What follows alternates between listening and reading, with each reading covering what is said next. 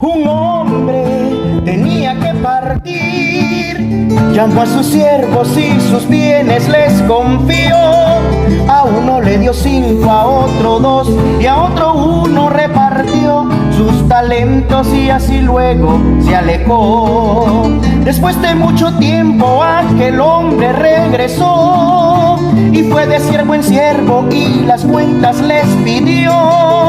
Los 2 primeros dieron la ganancia de lo que dio su señor y el tercero malas cuentas de... Hermano, que me bendiga nuevamente. Vamos a tomar nuevamente la lectura siempre en Génesis 4 del 1 al 12. Siempre en Génesis 4 del 1 al 12 vamos a volver a tomar la lectura. También cuando lo tengamos. Génesis 4 del 1 al 12 lo leo, ustedes me siguen con su vista, dice de la siguiente manera. Conoció a Adán a su mujer Eva, la cual concibió y dio a luz a Caín, y dijo: por voluntad de Jehová he adquirido varón. Después dio a luz a su hermano Abel, y Abel fue pastor de ovejas, y Caín fue labrador de la tierra. Verso 3. Y aconteció andando el tiempo que Caín trajo del fruto de la tierra una ofrenda a Jehová. Y Abel trajo también de los primogénitos de sus ovejas, de lo más gordo de ellas, y miró Jehová con agrado a Abel y a su ofrenda. Verso 5. Pero no miró con agrado a Caín y a la ofrenda suya, y se ensañó Caín en gran manera y decayó su semblante. Entonces Jehová dijo a Caín: ¿por qué te has ensañado y por qué ha decaído tu semblante? Si bien hicieres, ¿no serás enaltecido? Y si no hicieres bien, el pecado está a la puerta. Con todo esto, a ti será su deseo y tú te enseñorearás de él. Verso 8. Y dijo Caín a su hermano Abel: salgamos al campo. Y aconteció que estando ellos en el campo, Caín se levantó contra su hermano Abel y lo mató. Y Jehová dijo a Caín: ¿dónde está Abel tu hermano? Y él respondió: no sé. ¿Y soy que acaso guardaré mi hermano? 10. Y él le dijo: ¿qué has hecho? La voz de la sangre de tu hermano clama a mí desde la tierra. Ahora pues, maldito seas tú de la tierra que abrió su boca para recibir de tu mano la sangre de tu hermano.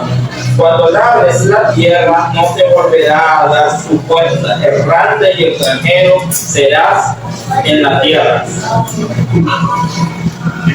Voy a desarrollar una breve reflexión bíblica, la cual he titulado Cuando frustramos los planes.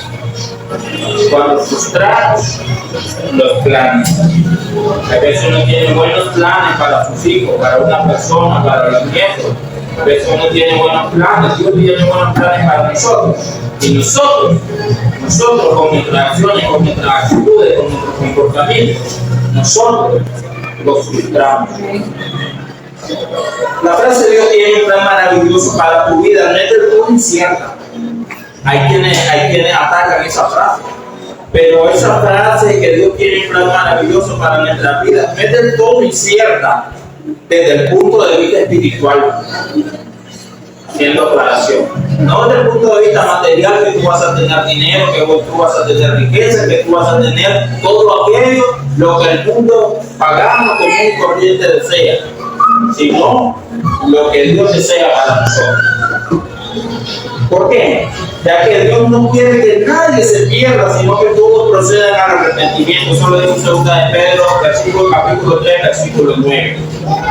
Por ende, Dios tiene un plan maravilloso para la humanidad, y es que ésta sea salva. Ese es el plan maravilloso que Dios tiene para cada uno de nosotros, que todos seamos salvos y que toditos procedamos al arrepentimiento, toditos sin excepción. Hermano, Dios creó el huerto de Edén para que el hombre viviera bien. Dios creó el huerto de Edén para que el hombre viviera bien. Ahí no había fatiga, ahí no había problemas, ahí no había dificultades.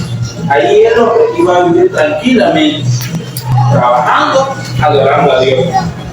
Pero el hombre lo perdió por su desobediencia. el Señor le dio una purga total al pecado por medio del diluvio.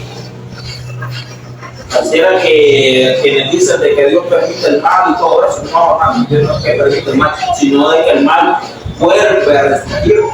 Porque Dios hizo una purga total en el diluvio. Dios hizo una purga completa y solo dejó a Noé y a sus 3 hijos, entendiéndose con eso que Noé había incluido correctamente a sus hijos. Así acá en Japón, si Noé era un buen hombre e incluyó correctamente a sus hijos, miramos que el pecado no se erradicó del todo, el pecado volvió. ¿Por qué? Porque en el pecado mora el ADN del mal. No puede ser erradicado por destrucción, sino por creación. El pecado no puede ser erradicado por destrucción, sino por una nueva creación. Y eso es lo que dijo Dios por medio del profeta Ezequiel en Ezequiel capítulo 36, versículo 26, que dice que Él nos iba a dar un corazón nuevo. Ezequiel dice que Él nos iba a quitar este corazón de piedra, hablando espiritualmente, que nuestro corazón es duro, porque es calloso, y que Dios nos iba a dar un corazón nuevo, un corazón de carne, un corazón y un espíritu nuevo, en el cual iba a habitar el Espíritu Santo en nosotros. Y vamos a hacer nueva criatura. Y eso es lo que nosotros estamos confiados como cristianos, que Dios nos ha dado una nueva naturaleza por medio del Espíritu Santo en cada uno de nosotros. Cuando Adán y Eva pecaron en Génesis capítulo 3, ¿qué hizo Dios? No los destruyó del todo, siguieron. No los destruyó, sino que les permitió seguir viviendo con las consecuencias de su pecado. Y no destruyó por completo a Adán y Eva, permitió que siguieran viviendo. Así como cuando nosotros cometemos pecado, Dios no nos destruye en primera instancia. Permite que nosotros sigamos viviendo, pero eso sí, entiéndalo bien, con las consecuencias de nuestros pecados, porque los pecados traen consecuencias. Pero en Génesis capítulo 3, versículo 15, se le prometió a la mujer, se le prometió que de su vientre vendría el Redentor que aplastaría la cabeza de la serpiente. Eso lo dice esa profecía de la venida del Mesías, está desde Génesis capítulo 3, versículo 15, cuando Dios le dijo que de la simiente de la mujer iba a nacer alguien que iba a golpear en la cabeza de la serpiente. Eva agradeció esa profecía y la creyó. Eva creyó esa profecía. De tal manera que esperó que su hijo Caín, eso lo miramos ya en el capítulo donde estamos, el 4 en adelante, que su hijo Caín era el elegido para dicha redención. Hermano, es muy probable que tenía la esperanza que su primogénito, que era Caín, Eva tenía esa gran esperanza que su primogénito, que era Caín, fuera el primogénito de que iba a redimirnos de las consecuencias del pecado. Eva tenía la esperanza en Caín. Pero pasó algo terrible, pasó todo lo contrario. Aquel en quien se tenía la esperanza de ser el Redentor, resulta que es el primer ser humano que relata la Biblia, la historia bíblica, que cometió el primer asesinato de la historia. Repito nuevamente, presten atención en esto, porque aquí viene el tema del mensaje. Ella tenía grandes planes para su hijo, y su hijo cometió el primer asesinato registrado en la historia bíblica. Ella tenía grandes planes para su hijo. Cuando filtramos los planes, ese es el título de esta reflexión. Oremos. Señor sagrado que estás en el cielo, bendito sea tu nombre, alabado sea tu palabra, engrandecido sea tu nombre. Señor, en este momento predicamos, Señor, no para llenar tu tiempo. Señor, predicamos, Padre, para causar una conciencia reflexiva en cada uno de los hermanos aquí presentes que me están oyendo, que tengamos una conciencia reflexiva en base a lo que estamos haciendo, en base al plan que Dios tiene para nosotros. Que Señor, que tú tienes buenos planes para nosotros. que seamos verdaderos hijos tuyos, que seamos personas que de verdad hemos creído, que de verdad nos hemos arrepentido, en los cuales verdaderamente, Señor, ha habido un nuevo nacimiento. Señor, de todo corazón, ayúdame, Padre, ayúdame a desarrollar esta breve reflexión. Ayuda a poner esas palabras en mi boca, Señor, con el buen sentimiento, el buen sentido, Señor, en mi corazón para expresar tu palabra. Pero, Señor, también trata con cada uno de los oyentes, Padre. Porque el mismo Jesús, el mejor mensaje jamás pronunciado por el mejor predicador de toda la historia, el Señor Jesucristo, fue rechazado, Padre. No porque el mensaje fuera deficiente, el mensaje era excelente, sino porque el corazón de los oyentes no estaba preparado y no estaba dispuesto a aceptar las verdades que tu sagrado Hijo proclamaba. Señor, no se trata del predicador, ni siquiera se trata de la predicación, porque el mensaje de Jonás fue más sencillo. Se trata del corazón de cada uno de los oyentes. Señor, Señor, un buen sentimiento, un buen corazón de cada uno de los oyentes, para que el mensaje muy sencillo sea de edificación. En el nombre de Jesús te lo pedimos. Amén. Hermano, los buenos planes se formulan en el corazón. Los buenos planes, los buenos sentimientos, los buenos deseos se inician ¿en dónde? Se inician aquí en el corazón. Eva, el nombre de Eva significa vida. Eva significa vida y se nos dice que ella quedó encinta y a su primogénito le llamó Caín, lo cual significa obtener o adquirir. Eso significa Caín. Caín significa obtener o adquirir. Eva significa vida. Entendiendo Romanos 5:12, que por cuanto el pecado entró en el mundo por un hombre y por el pecado de la muerte, luego la muerte pasó a todos, por cuanto todos pecaron. Entendiendo eso, que como el pecado entró en el mundo por un hombre, Romanos 5:12, también entendemos Romanos 5:15, que Romanos 5:15 nos dice de que una gracia mayor y más abundante entraría por un hombre. Si el pecado entró por un hombre y las consecuencias del pecado entraron por un hombre, Romanos 5:12, la gracia iba a entrar por un hombre. Romanos 5:15. Una gracia mayor y más abundante iba a entrar. En su caso, en este caso, entendiendo que Romanos 5:15 nos habla de Jesucristo, el cual tenía una humanidad terrenal procedente del incubo de un vientre femenino. Porque entendemos de que el Señor Jesucristo tenía una naturaleza humana. ¿Por qué? Porque fue engendrado por una mujer. Tenía la naturaleza humana. Bueno, a partir de Génesis 3:15, entienda, esto es histórico. A partir de Génesis 3:15, toda mujer hebrea anhelaba ser la madre de nuestro Redentor. En toda mujer hebrea como que había esa ilusión que tal vez por medio de ella, porque en Génesis 3:15 dice de que de la simiente de la mujer iba a venir el Redentor. Por eso para la mujer hebrea, como lo explicó el pastor que estuvo con nosotros la semana pasada, por eso para la mujer hebrea el no tener un hijo, el ser estéril, era una horrible enfermedad. Eso lo podemos leer en 1 Samuel, en el capítulo 1, cuando Ana se le descargaba el corazón, el alma, porque ella era estéril, ella no podía tener hijos. Entonces para una mujer hebrea había esa ilusión, había ese deseo. Así como en el mundo hay deseo humano, los deseos humanos, los brasileños que quieren llegar al Madrid, que quieren llegar al Barcelona, que su anhelo es llegar a ganar ese trofeo de la Champions. Así como otros nacen y traen ese anhelo. Tomás Alva Edison dice que desde pequeño tenía ese deseo, que él quería ser un gran inventor. Alva Edison desde pequeño, eso de que me encontró un señor, encontró a Alva Edison y aquí inventó el bombillo, para que ustedes más o menos lo entiendan, pero hizo un montón de peñas.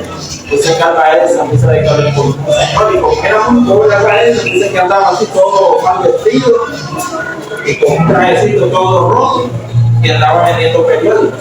Y dice que un señor bien vestido, parece que era un señor de una posición económica bastante competitiva, llegó de Alva Edison y le compró el periódico y le dice al señor: Hijo, y tú cuando crezcas, ¿qué quieres ser tú cuando crezcas?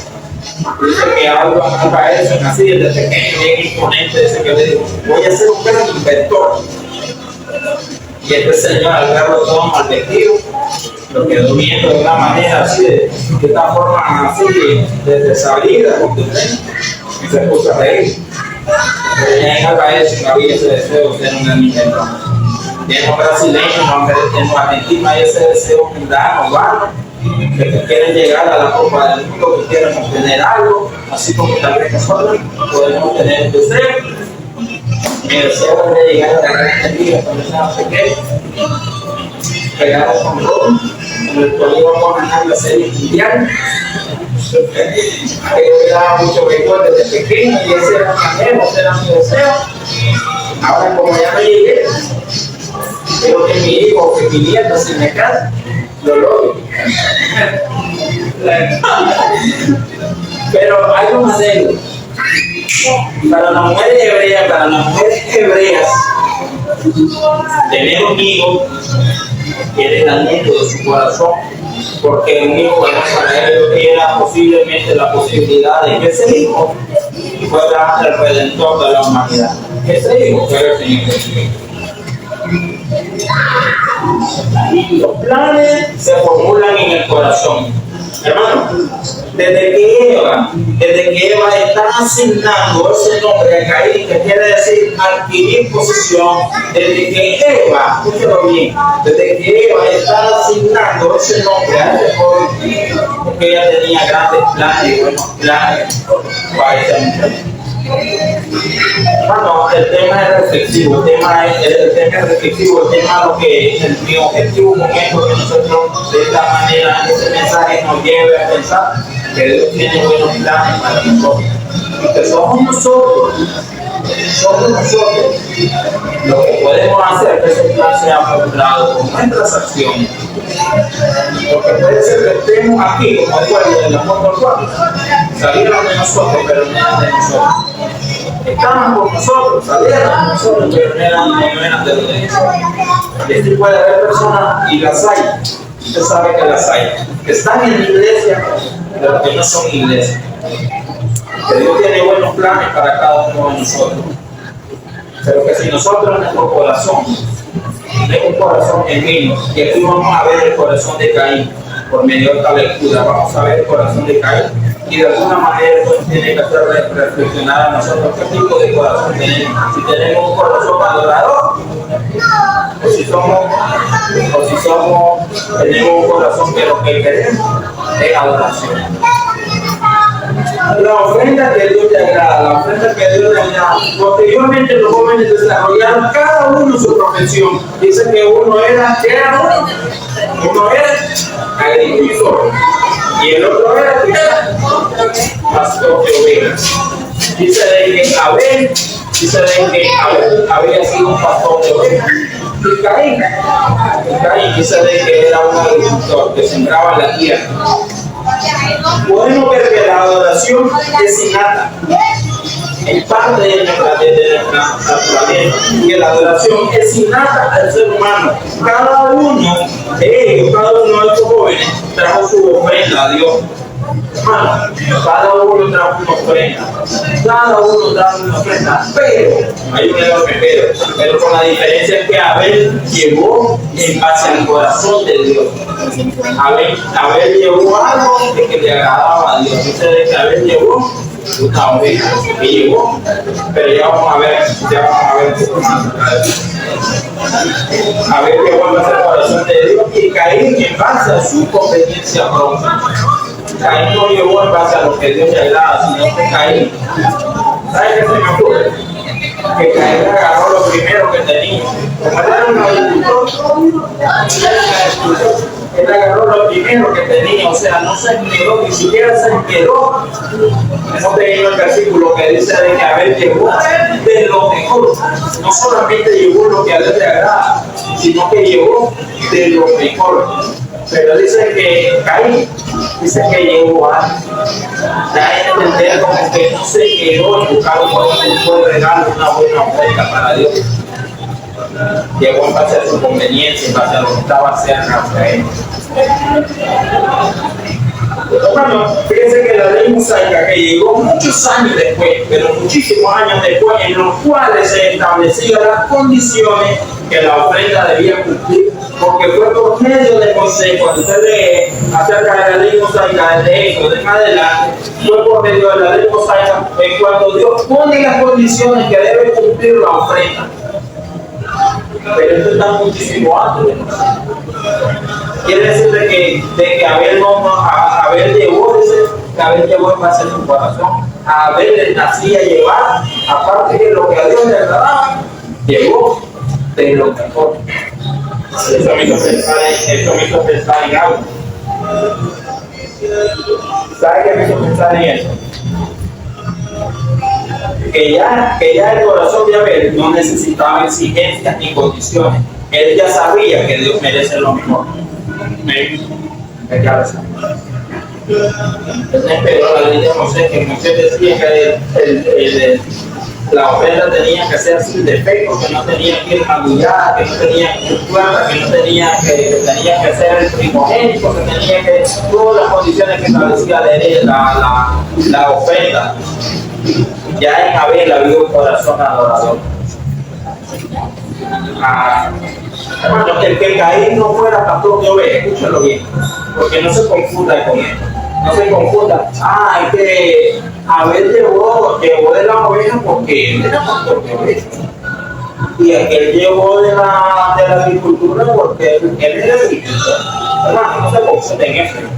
Que Caín no fuera pastor de ovejas indica de que él no pudiera adquirir o comprar una de ellas para presentar a Dios la tipología de la ofrenda perfecta.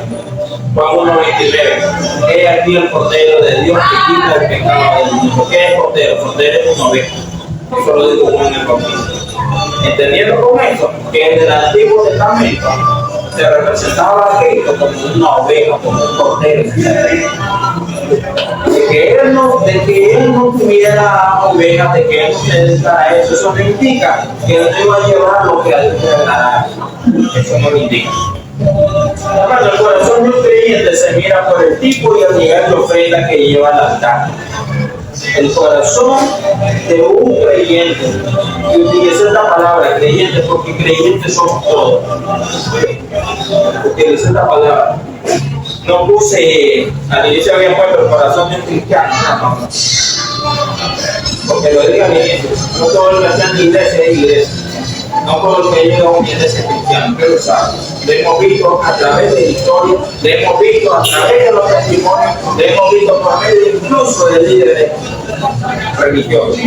No todo lo que está en la iglesia es cristiana, pero una cosa sí o sí, todos somos creyentes. Todos somos creyentes. Aún aquellos que dicen que no creen en nada. ¿Sabes que me he puesto a pensar de que si se me presentaron ateos que no se ven nada? Yo le dije, el pueblo no cree en nada, el pueblo no cree que existe nada. Me gustaría que miraran una película de terror de la tercera. A ver si son capaces de verlo. Estoy seguro que no la mira porque le daría pan. Yo no cree en nada. ¿Creen en eso? Si uno cree en el mundo espiritual, no cree en eso. No había por qué tener terror. Yo estoy plenamente convencido que si a un ateo uno lo hiciera y le dijera, yo quiero que miren una película de terror a las 12 de la noche en la madrugada. Estoy seguro que no. Porque aún aquellos que dicen que no creen, siempre creen. Todos somos creyentes. El corazón del creyente se mira por el tipo y el nivel de ofrenda que lleva al altar. Lo vuelvo a repetir. Entendiendo con esto que el dinero, hermano, el dinero no es el todo de tu ofrenda. Lo dijimos hoy en la enseñanza de la mañana. El dinero no es el todo de tu ofrenda. El coranteo, tu forma de vivir es tu ofrenda. Nosotros somos adoradores. ¿Por qué? Porque tenemos un estilo de vida. ¿Qué es la adoración? Esa es la esencia de la adoración, el estilo de vida. ¿Sabes que Romanos 12:1 dice: presentamos tu cuerpo en sacrificio vivo, santo y agradable a Dios? Quiere decir de que tu ofrenda, ¿saben qué es tu ofrenda? Tu ofrenda es tu cuerpo, somos todos. Hermano, no somos adoradores por entrar con el somos adoradores por una forma de vida. cuando vamos en el bus, cuando vamos a la casa, cuando estamos en la casa, cuando vamos al trabajo, cuando estamos en el trabajo, incluso cuando vamos a otro lugar, incluso a divertirnos, a entretenernos. Que no es pecado entretenerse, no es pecado ir a un parque, no es pecado nada de eso. Romanos 12:1 dice de que la ofrenda es tu cuerpo, tu todo. Eclesiastés 3:1 es un texto bastante conocido. Todo tiene su tiempo. Todo lo que se hace debajo de la tierra. Dice que hay tiempo de nacer, tiempo de morir, tiempo de trabajar, tiempo de descansar, tiempo de una cosa, tiempo de la otra. Tu tiempo es tu ofrenda. Tu tiempo. Muchos siguen vacíos, ¿por qué? Porque no hay tiempo para Dios. No hay adoración para Dios. No hay adoración para Dios, y por eso cuando Eclesiastés 3 dice de que todo tiene su tiempo, hermano, aún el tiempo para adorar es un tiempo de adoración, tiene que ser un tiempo dedicado, consagrado. Tu voluntad puede ser tu adoración. Hebreo 10:25, no dejando de congregarnos como algunos quieren por costumbre. Pero siempre he pensado que ¿cómo vamos a venir a congregarnos? ¿De mala gana? ¿O vamos a venir a congregarnos para cumplir? Si no, porque si no se no, si no es bien. Si no, porque le van a hacer no. Si no van a andar hablando, porque no. Porque lo separamos. Porque tu voluntad está rendida a Dios. Y congregarse, el hecho de congregarse es una manera de adoración a Dios. Porque venimos y escuchamos la palabra de Dios. Venimos y tenemos comunión, tenemos coinonía. Conversamos, platicamos, bromeamos, jugamos cualquier cosa, pero decentemente. El punto de esto, hermano, es que aun cuando usted no tiene dinero, usted es un adorador, si usted es un adorador. Creo que vine hace como 2 o 3 años aquí al tiempo. Bueno, cuando yo vine aquí, estaba desempleado. ¿Qué iba a traer si no tenía ni para mí? Pero la pregunta es, ¿era adorador o no era adorador por no traer dinero? Es un adorador. ¿Sabes? Esto hacía hincapié en que hay personas que posiblemente no tienen un empleo, pero como el dinero no es el todo de la adoración, sino que el todo de la adoración es todo tu ser, entonces aunque tú no des dinero, pero vienes con una intención divina, con una intención correcta, eres un adorador. Eres un adorador. ¿Cómo se presentó Caín a dar la ofrenda a Dios? Vuelvo a repetir, se me hace de que Caín llevara la ofrenda por no dejar que no se retrate. Porque dice que llevó algo. De a veces dice que llevó lo mejor, pero de Caín no dice que llevó lo mejor, sino que llevó un poquito de la tierra. A veces aquí que tenemos ese palo de mango y le digo, mira que hay una mujer que está caído allá, recogerlo y lo vamos a llevar. Tu corazón bien ahora sería bajar los mejores, y llevarlo bien protegido y darlo de frente. Pero ese es el corazón de un adorador. Caín llevó lo primero que se le presentó en la mano. ¿Cómo reaccionó este Caín a su pecado? Escucha lo que dice, hermano, el que sabe hacer lo bueno y no lo hace, le es pecado. Eso lo dice el libro de Santiago. El que sabe hacer lo bueno y no lo hace, le es pecado. Hermano, no adorar es pecado. Ese que estaba viendo, estaba reflexionando un poco en este tema y me llegó a pensar de que el no adorar, porque si sabemos hacer lo bueno y no lo hacemos, es pecado. El no adorar es pecado. Reflexionenlo ahí. ¿Por qué Dios se enojó por lo que le llevó? Entonces, ¿por qué Dios se enojó? Si a Dios lo que le dijo es pecado. ¿Por qué Dios se enojó entonces? Porque este hombre llevó algo en base a su voluntad, no en base a lo que Dios quería. El no adorar es pecado. Si Dios sintió desagrado a la ofrenda de Caín fue porque la llevó en base a su conveniencia y no en base a lo que Dios reclama o demanda. Caín sintió molestia por su pecado. Caín sintió molestia. Se molestó Caín. ¿Por qué? Porque Dios lo reprendió. Piensa de que y el pecado estaba estado viendo acerca de eso, el pecado es bien volátil. El pecado, la volatilidad del pecado, el pecado es como un combustible. De que te pone aquí, yo combustible aquí, no es que solo se quema aquí, sino es que agarra y se expande. Esa es la volatilidad del pecado. El pecado es volátil. Hermano, note que el enojo de Caín no queda en una simple furia. ¿Cuántas veces no nos hemos enojado nosotros? Ay, pero ahí queda, ahí salimos. Pero Caín se molestó y no queda en una simple furia porque estaba furioso, no es que se molestó un poquito, estaba furioso. Ni en una simple envidia, porque sintió envidia de su hermano, sintió envidia de que Dios miró con agrado la ofrenda de Abel y Caín se sintió envidioso. Porque muchas personas pueden vivir hasta con envidia y ahí queda, se nota la envidia, pero ahí queda. Note que en Caín no solamente el enojo, solo la envidia, sino que pasó, mató a su hermano. Su pecado se propasó al área del crimen. Hermano, quien había sido destinado para ser el Redentor, como lo expliqué en los primeros versículos, quien había sido destinado para ser el Redentor, porque Eva amó a ese muchacho, Eva lo amó y le puso a adquirir, el nombre Caín, adquirir. Eva lo amó y Eva tenía grandes planes para este muchacho, lo había destinado para ser el Redentor, terminó siendo desterrado. Eso lo dice en Génesis capítulo 4, versículo 12. Dios le dice que iba a ser desterrado y iba a andar en el camino. De quien se tenía grandes planes, terminó siendo desterrado. Hermano, el que su mamá había pensado y deseado que fuera el Redentor, terminó siendo olvidado. Piensa de que este hombre, hermano, pareciera como que Dios arrancó las páginas de la historia de él. Se lo voy a mostrar. Vamos a Génesis 5, mire que hay más cerca. Estamos en Génesis 4, pero mire Génesis 5. Génesis 5, versículo 3. Dice lo siguiente.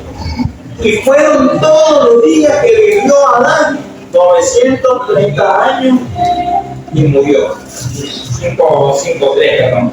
Y vivió Adán 130 años y engendró un hijo a su semejanza conforme a su imagen y llamó su nombre. Fíjense que si usted lee solo esto, como que pasa por alto, como que acá hay no a ver como quiera, pero el primer hijo fue Caín. Sí, pero el primer hijo fue Caín y después fuiste a ver. ¿Qué se hicieron? Obviamente Abel fue asesinado, pero pasa por alto a Caín, porque dice que Adán tuvo su primer hijo. Adán tuvo, dice, engendró un hijo, no, pero si había engendrado dos hijos más. Ya había engendrado un hijo más. ¿Por qué ponerle que engendró un hijo? Pareciera de que este muchacho, este hombre Caín, terminó siendo como el milagro. Aquel que se esperaba que fuera el Redentor, que su mamá Eva esperaba que fuera el Redentor, terminó siendo el milagro. Dios tiene buenos planes para nosotros. Dios quiere que seamos únicos. ¿Saben que me llamó la atención de que la historia de ese gran evangelista llamado Billy Graham? La escuché 2 veces por medio de 2 predicadores. Uno es pastor Miguel Fuño, un dominicano, y otro por medio del doctor David Jeremiah, un norteamericano. Dice que para el tiempo de Billy Graham, dice que Billy Graham no era el único evangelista y no era el más famoso. Dice que había 3 evangelistas, él era el tercero.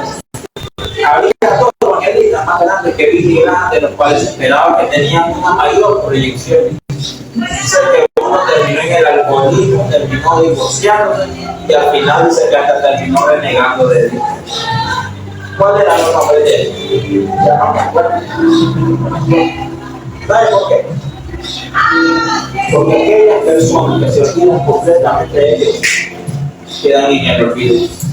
Y aquel de que no era el más capaz porque Billy Graham era más capaz. Se dice que estos dos evangelistas, dice que eran mejores evangelistas, con mayor proyección, con mayor capacidad que Billy Graham.